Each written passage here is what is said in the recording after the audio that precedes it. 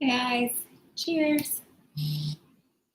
All right, we are live, just waiting for Vic to get set up here, and we'll be good to go. Fix the camera a little bit. Okay. Vic, you ready? I'm ready. Okay, let's get this here. Ooh. Okay. Wow. Sorry, our cameras are a little malpositioned. What's up, Zane? All right. So I'm Dr. Kelsey DeMello. I'm Dr. Peyton Vickers. This is our podcast, and Whiskey, Wine, and Spine, because we like whiskey, we like wine, and we're both chiropractors. We do believe that life is a sport, and honestly, we're just having conversations with each other to help y'all perform better daily in this little sport. So, yeah.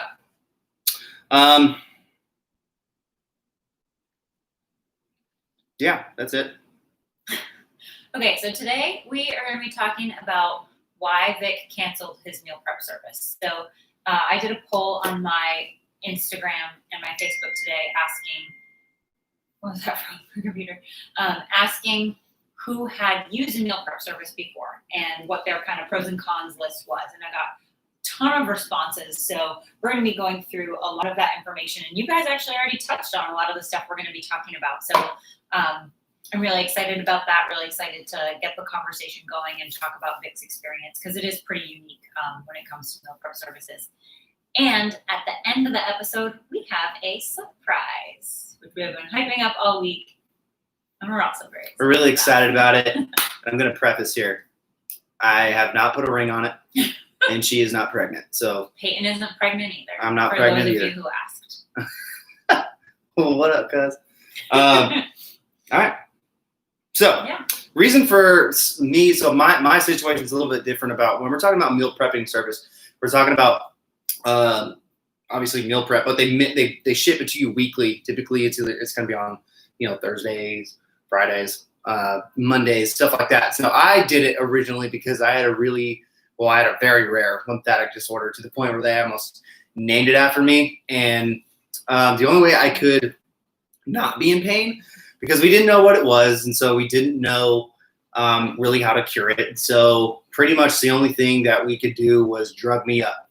I went to the emergency room, got a whole bunch of morphine. They upped it to the maximum dose. At that point, they ended up giving me Norco. For those of you who don't know, Norco is a very high dose opiate. It's Vicodin for the most part. Everyone knows what Vicodin is. So I got up to prescribed to 60 pills a month, and believe me when I'm telling you that I needed it. So I needed to find something that would help me. And finally what I found out is that kind of what I was eating would correlate to my pain. And it wasn't perfect, but I did find out that if I ate certain things, it would either make it worse or nothing would happen. So I got to the point where I needed a meal prep service. And when I say meal prep service, I needed a service that was going to be very clean, very organic. So I had to spend it there. So I do think that there is a place, there is a time for it. It did help me a lot. I did have a lot of success on that. That was, I don't know, whatever, 5-6 years ago. 5-6 years ago. And I recently got another one. Had some pretty good success there, but at the end of the day, it just really wasn't working for me. So fast forward to now, I'm not going to say the name. If you guys want to know what it is, you can definitely message me and I'll let you know. It's a great meal plan service. I think it's definitely one of the better ones out there. So I started doing it. They had a good amount of variety. They offered they had like vegetarian meal, they had keto, like all kinds of stuff. A lot of professional athletes use it. So it was great.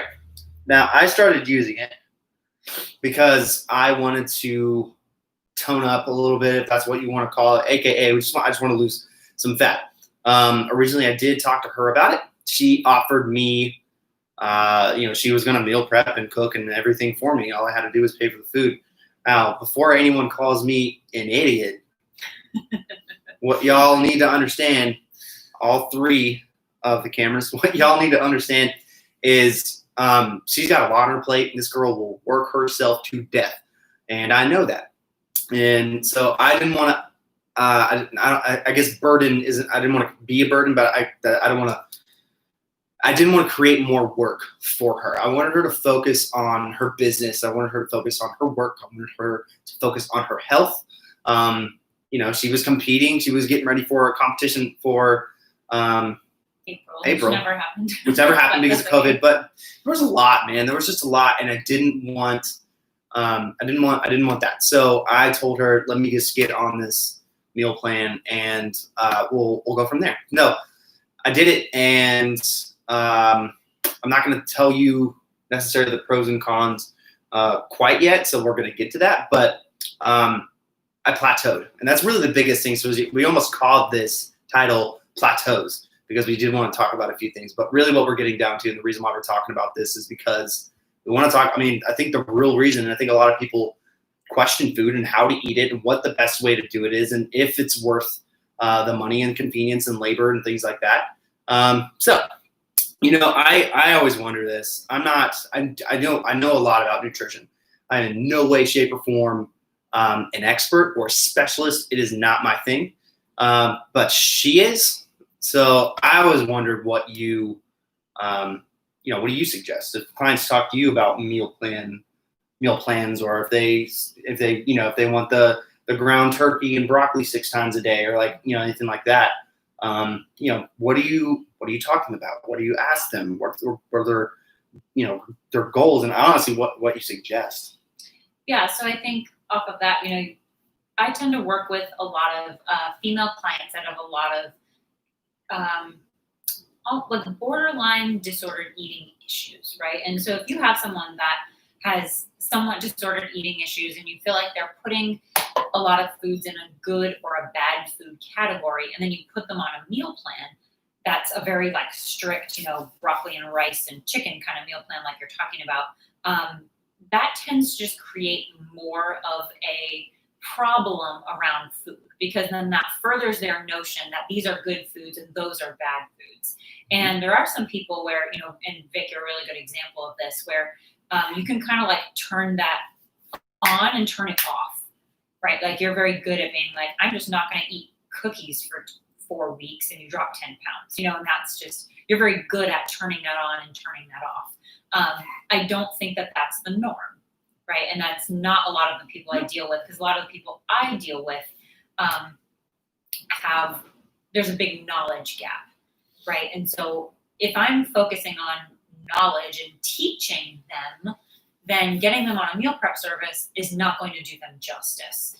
And it's going to just, put them on this kind of blanket cookie cutter type deal where they can then, they might see a result, but then they're not learning anything. They're not learning how to exist in real life. And what happens when that meal plan goes away? And I think COVID was a really good example of this, and not that it, financially impacted you and your decision, but it, for certain people, if a meal prep service, they're very expensive. And if that was something you had to cut out during COVID, and that was your only way to lose weight, well, then you haven't learned a skill, all that money spent, right? So I definitely encourage people to focus on learning the skill rather than getting into a meal prep service. And if they do decide to get into a meal prep service, making sure that they're doing it with their macros in check and that they know what they're doing when they're getting into it. Someone that's already pretty well versed in macronutrients and counting and those kinds of things. Mm-hmm. And actually, this is a little sided here that wasn't our agenda, but we talked briefly this week about the difference between being a teacher and a coach. And I think that's kind of what this touches on here a little bit. A little bit, yeah. So the big things as far as my meal plan is, it's expensive. And if you want to pay for it, that's fine. I could definitely afford it. There's nothing wrong there. But at the end of the day, the main point that I want y'all to get is it's going to be more expensive for the quantity of food that you get. Quality at the beginning of it, when they first got it, was probably dope. It was probably awesome. But the issue with that is that it is prepackaged and everything.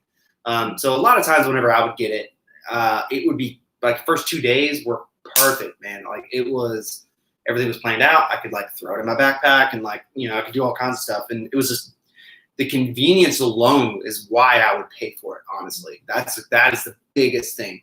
So for me, the problem is like the vegetables would they would get sour at like day 5, day 6. They'll probably start getting sour at like day 5, day 6. Mm-hmm.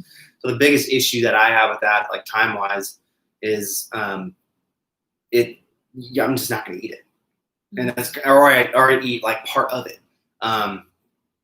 We talk about macros kind of all the time, and the biggest thing there is I got to figure out then how I'm going to fulfill those macros. And y'all need to do the math here, because I have to get my weekly payment that I'm paying, which is pretty huge. And then I don't want to eat the vegetables. So now I got to go pay more money to then fulfill it. So is it worth it? Not really. If it stayed the same way that it was for like 2 days straight, I'd probably still be on it. In fact, I'd probably be paying more. But at the end of the day, it's a huge, it's about the convenience. Like, let's be real, it is about convenience. And they do a great job at the convenience portion, but there are going to be flaws due to that. Mm-hmm. Good job, buddy. That was a big thing. I guess that for me, that was the, really the two. Good boy. Sorry, our dogs are always here. I think for me, I lost weight. I lost like 13 pounds. I went from 208 to 195. So I definitely did. The biggest issue is I just wasn't really eating enough. So I did succeed to an extent. I did plateau.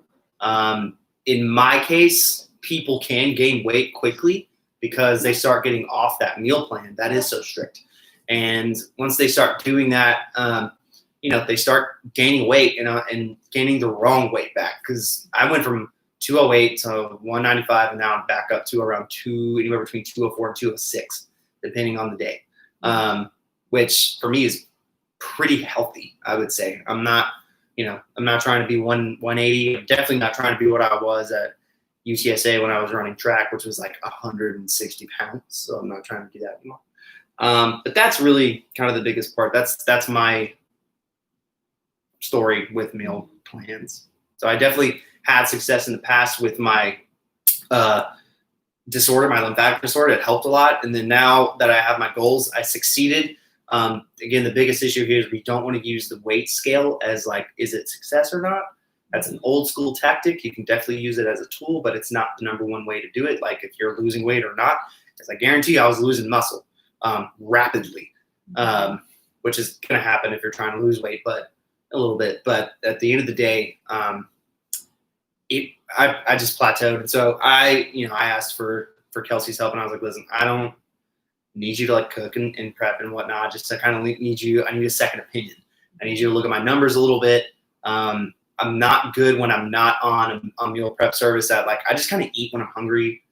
And if I don't have time for a meal, like all of us do, you go to like CVS and grab whatever 6 granola bars to like fend you off for the next 8 hours. You kind of go from there. So I didn't have the numbers that I needed. I needed a second opinion. She's way smarter at me as far as like the nutrition goes.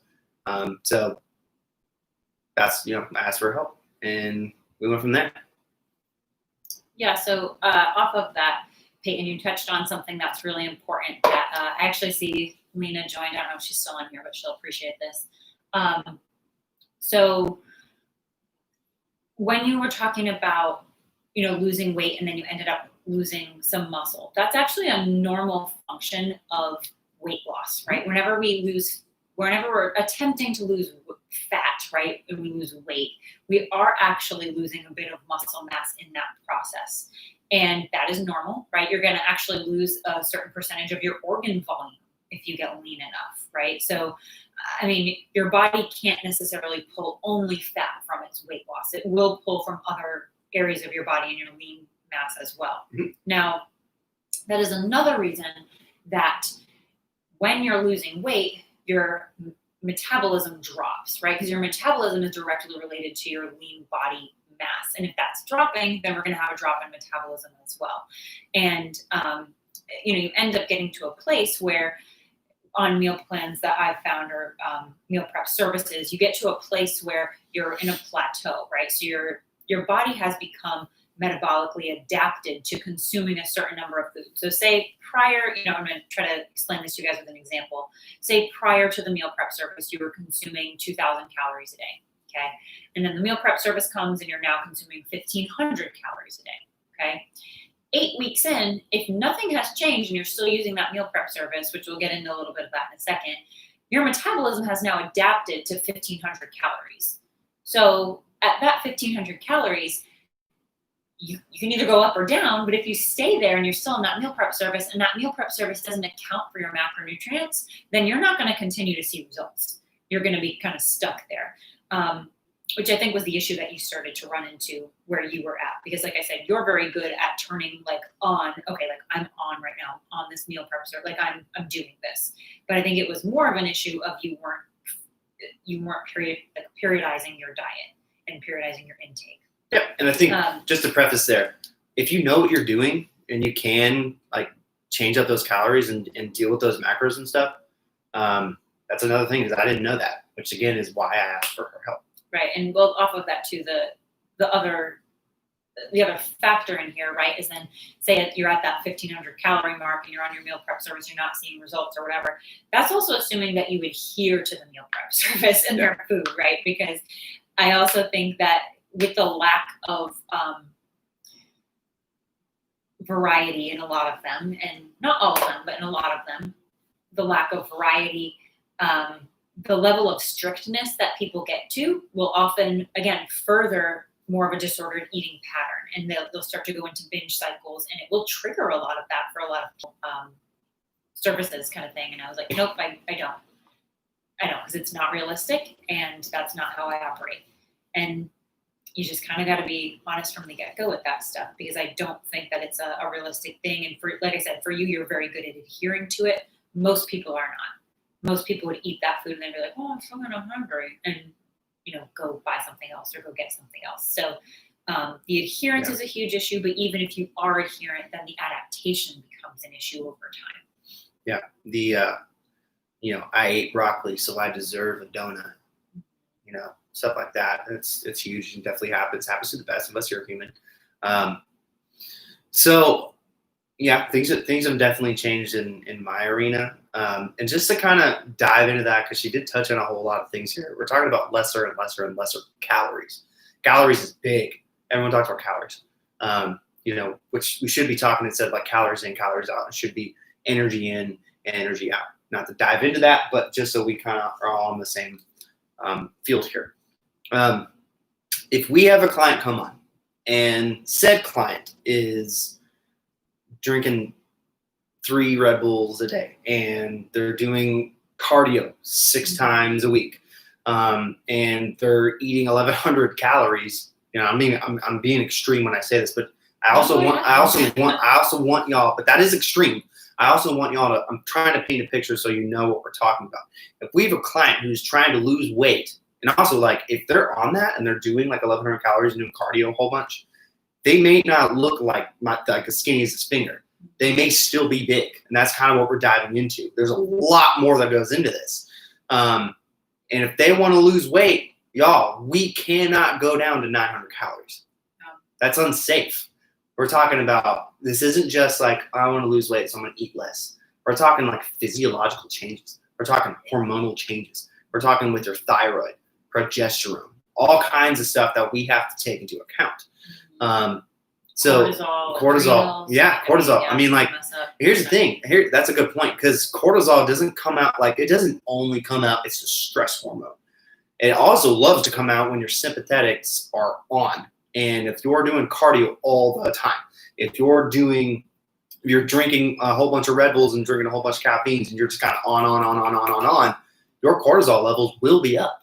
Well, off of that too, I think the other thing to remember is that a lot of people don't understand that exercise is stress, right? And so if you're, say you're strength training 4 days a week and you're doing another 4 days a week of cardio and you're just training, you've got a job, you're working full time, you're worried about the COVID crisis, you're financially concerned because your significant other lost their job, right? And you've got all these stressors in your life. maybe this is not a good time for you to be trying to lose weight, because that's an added stress on your body, and that's going to feed into the cortisol loop, right? And put, more cortisol out in your system, which is going to cause you to retain fat. And the reason for that is it's actually a survival mechanism. Your body needs to retain fat in case you need to go into a fight or flight mode, like Peyton touched on with the sympathetics there, and fight for survival. Because your body perceives all those stressors, even though that financial stress maybe back in the day when we were cavemen would have been a lion or something, right? But you're going to need those fat stores as energy in case something goes wrong in that situation. So having your body being under all this stress, exercise is another one of those stressors. Yeah, huge. So there's going to be times, at least with my clients, like a lot of people say this, and I get it. But we're talking about systems. So if you're one of those people that says like, oh my God, I'm so stressed out, I just need to go on a run. Like, you're still hitting the same system, right? Mm-hmm. Like, you're going from sympathetic to sympathetic. There's going to be times, if you have qualified coaches, where we're going to be like, yeah, so let's not. You need to sit the fuck down. Yeah. And then, I was listening to yet again a podcast for the Flow State of Mind with Aaron and Jordan, and Aaron touched on this a lot. She had Aaron Diamond, shout out. She had one of her clients like learn a TikTok dance instead, and it worked like perfectly. But the point that because we're kind of like going on left field here, but the point that we're trying to make here is that it's way more complex than just calories. I almost cussed, and someday we're going to, because it's our podcast and we do what we want. But it's way more complex than just calories, right? There's macros, and we have to do those things. Like, if you are on sympathetic all the time, your cortisol is going to be up, and if you're not eating enough, then your cortisol takes energy, and so it's going to take the energy from something else, which may be females' progesterone, which y'all need, right? So like, this can really dampen a lot of things in an unhealthy way, where you're just, I don't know what I'm doing. I'm eating 600 calories a day, and I'm doing cardio 8 times a day. Like, and I'm just not losing weight. Like, it's because your body probably doesn't want you to lose weight. Yeah. You're not doing it correctly. Well, off of that, do you want to share how much you found out you were eating once you stopped? Apparently I was eating 1,600 calories a day, which isn't terrible. But it is at the same time. For you, it's So, and I'm getting there. Okay, Before she dives in again. It's not terrible if you're not me. I'm getting there. I'm 205 pounds. My workout program is not easy. And I need to be eating way more. So, for example, I think yesterday I ate 3,000 calories. Or 2 days ago, I did two days ago. I ate 3,000 calories. Now I hit my macros, but I definitely had a harder workout that day. So I'm now at I think I'm like a little bit like 180 grams of protein a day, 250 grams of carbs, and 100 grams of fat. So I'm hitting those. I'm paying attention to the macros. It's funny, whenever I hit those macros, I look up and I'm definitely at like the higher 200s, 3,000s, sometimes. So I'm doing that. I've gained weight. Oh my God, I've gained weight. No. Well, but part of that weight gain is also just your body filling up in the carb stores, and your muscles kind of refilling with glycogen after all that weight loss too. Right. What I'm saying, I'm being sarcastic when I say, oh no, is it's not bad. Like, it's not bad. And this is why we don't want to focus on the weight. You have to eat what you need. And what happens afterwards is much better. And there are glycogen stores. There is more protein. There is more of everything. But really, like, I feel better. My workouts are better. I'm at less risk for injury at that point.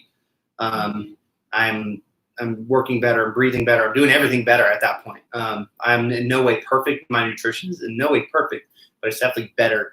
And a lot of times, this is kind of reverse dieting. This is reverse dieting at that point. The problem is people will start eating more, or they'll start to think that they need to eat more. Maybe let's say that. So they start eating more, and then they feel hungry all the time. And so they say, oh my God, I'm scared because all I am is I'm hungry, so I need to slow down. When a lot of times, like, it's probably just your metabolism boosting a little bit, which is good. Again, this is where qualified coaching comes into play. So that's where I'm at right now. And as far as like my workouts go, they are intense. And that has to do with my own psychology. I've been an athlete my entire life. I've been a competitor my entire life. I ran track at a D1 college. And, you know, my dad played basketball at Virginia Tech. Like my whole life, my brother and I compete all the time.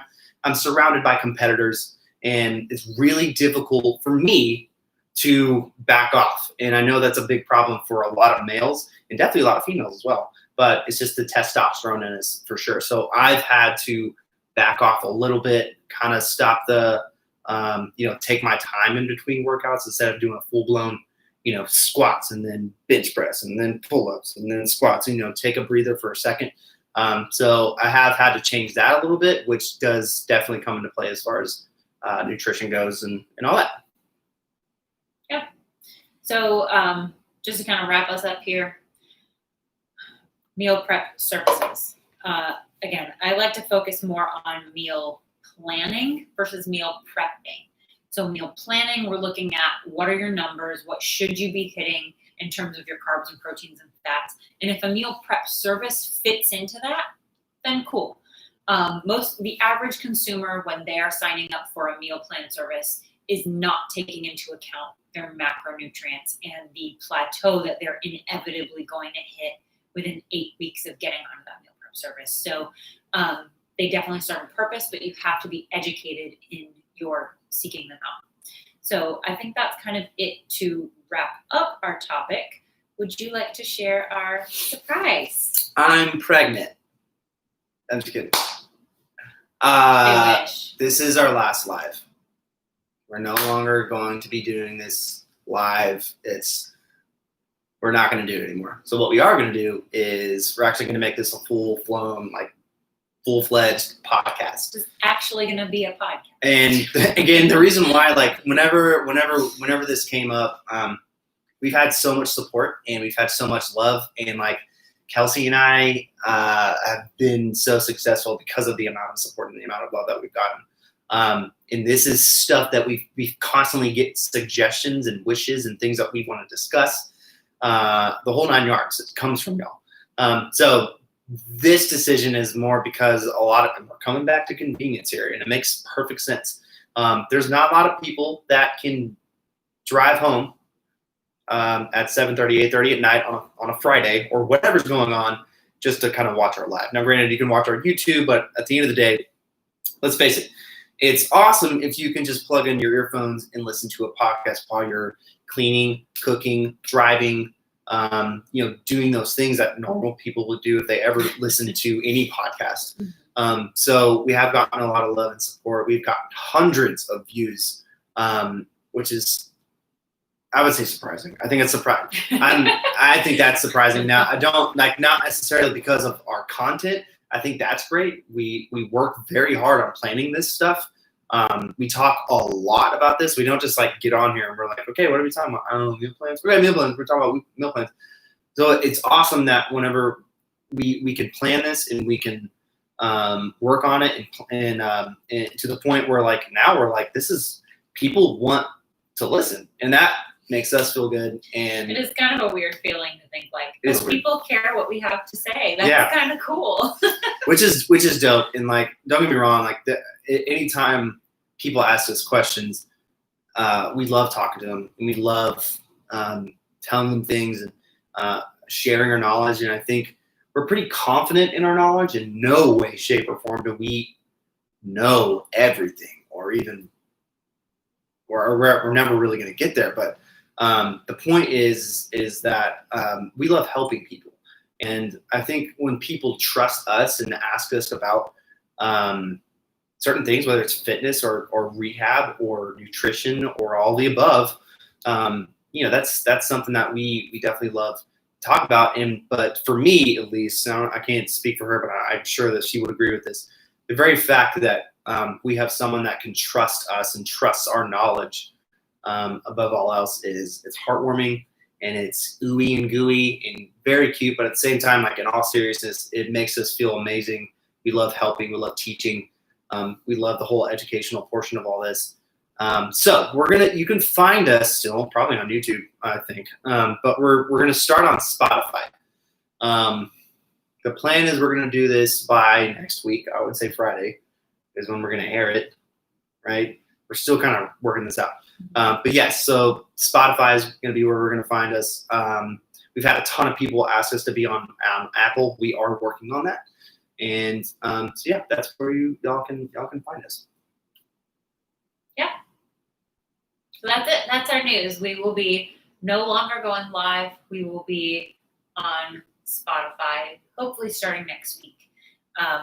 So that's where you'll be able to find us with Key Wine and Spine. Does anyone have questions? Because this is the first one we haven't. Taryn has a question. No, she said, "What up, guys? Hey, beautiful girl, Peyton."